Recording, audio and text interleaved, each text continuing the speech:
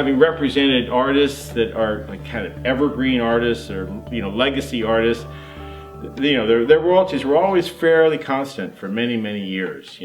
Not huge, but you could always pretty much count on them. We've seen those earnings decline by 70%, over the last 15 years or so. And it's just, and there's nothing, nothing has replaced it yet. The streaming hasn't replaced it. The licensing hasn't replaced it. First of all, I have to, disclaimer here, I am very pro-copyright, right? And to that end, I'm like very against the technological industry that's mounted what I think is a very successful propaganda campaign against creative people and the music industry in particular. And they justify it with words like free, and the internet should be free, and it's going to stop entrepreneurialism if you have to pay for music.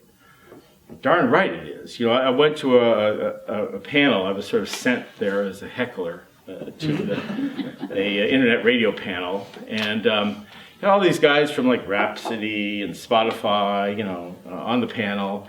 And they're all, talking about how great their service is and how versatile, how all this great music and what they can do, and it's curated playlists and branded playlists, and this, that, the other. I think, oh, branded playlists. Writer never sees any of that. Curated play. Oh, they never see any of that. And they're all kind of acted like they're a little bit embarrassed, right? Like that they were able to do this for so little, having to pay so little money. But these were like the good guys, right? On this panel. And, it was really apparent that the whole business model for that industry is based on getting music for dirt cheap, and the fact is that there's no reason for anybody to have to pay for music anymore.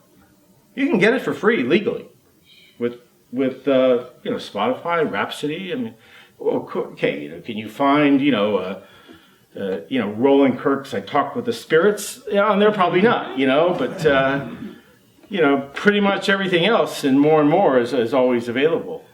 So, that industry, they say, oh, well, it's going to come. And then they'll try and create interesting warfare. Well, you're not getting any money because the record companies are taking it all.